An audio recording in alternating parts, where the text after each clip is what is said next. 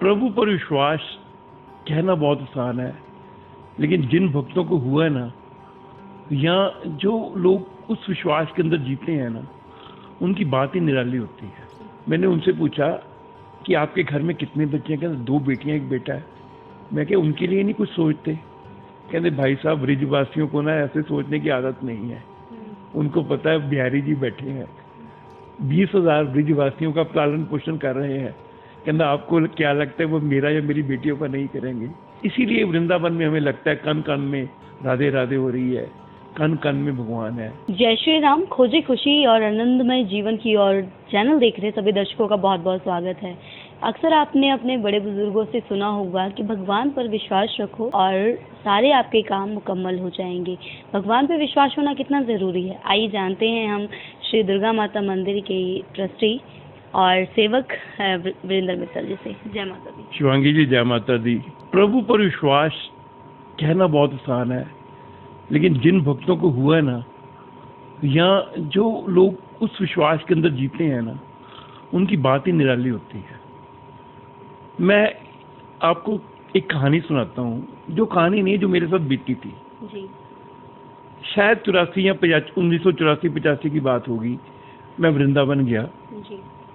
वहाँ मुझे ना कुछ मुकुट, कुछ पोशाकें भी खरीदनी थी।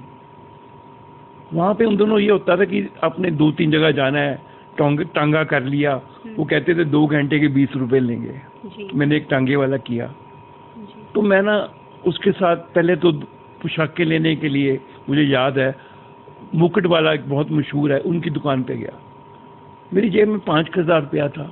मैंने वहाँ पे ना कम से कम 10-12 हज़ार का सामान पसंद आ गया। मैंने विपिन भाई से कहा कि आप ना इसको भाई भेज देना VPP पोस्ट, मैं वहाँ छुड़ा लूँगा, मेरे पास इतने पैसे नहीं है, अभी आप 2,000 एडवांस ले लो। उन्होंने कहा भाई साहब, मैं आपको पहली बार मिला हूँ, लेकिन मेरे पैसे आज तक डूबे नहीं। उन्होंने मुझे सारा सामान उसी समय दे दिया, 2,000 रुपये लेकर। कहते आज तक ना हमारा 1 पैसा भी डूबा नहीं। जो भी पैसा सामान लेके जाता है ना, और वो पैसे भी भेज देता है, अगली बार हमारे से ही सामान लेता है। तो ये है विश्वास भगवान के काम का। उसके बाद क्या हुआ, मैं उस टांगे वाले के साथ घूमता घूमता बिहारी जी के दर्शन किए। एक जगह और जाना था, वहाँ गया, पागल बाबा के यहाँ, मुझे याद है। वापस आया ना, कम से कम 3.5-4 घंटे लगे थे। मुझे लग रहा था कम से कम इसको 50 रुपये तो देने ही चाहिए मुझे। मैंने उससे पूछा भाई आपको कितने पैसे दूं? उसने कहा मैंने तो 20 रुपये ही लेने हैं। मैंने कहा यार 20 रुपये क्यों, इतना टाइम लग गया? कहता मैं तो 20 रुपये ही रोज कमाता हूँ, इससे ज़्यादा मुझे कमाने ही नहीं है, क्योंकि मेरे घर का खर्चा ही 20 रुपये है। मुझे लगा यार ये बंदा कैसी अजीब सी बात कर रहा है। यहाँ तो जो लाखों कमाते हैं उनको लगता है और 10 लाख कमाया जाए। मैंने उनसे पूछा कि आपके घर में कितने बच्चे हैं? कहते 2 बेटियां 1 बेटा है। मैं क्या उनके लिए नहीं कुछ सोचते? कहते भाई साहब, ब्रिजवासियों को ना ऐसे सोचने की आदत नहीं है। उनको पता है बिहारी जी बैठे हैं, 20,000 ब्रिजवासियों का पालन पोषण कर रहे हैं।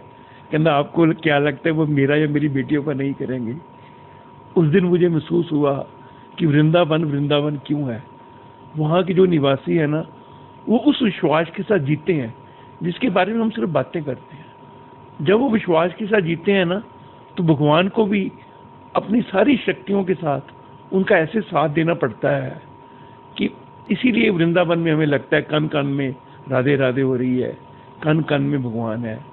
तो विश्वास की तो यही प्रकाष्ठा है कि हमें विश्वास होगा तो ना कभी डर होगा, ना मौत का, ना कल का, ना कुछ खोने का। लेकिन विश्वास होगा कैसे? ये भगवान की कृपा से ही हो सकता है, और इसमें कोई रास्ता नहीं। जय माता दी।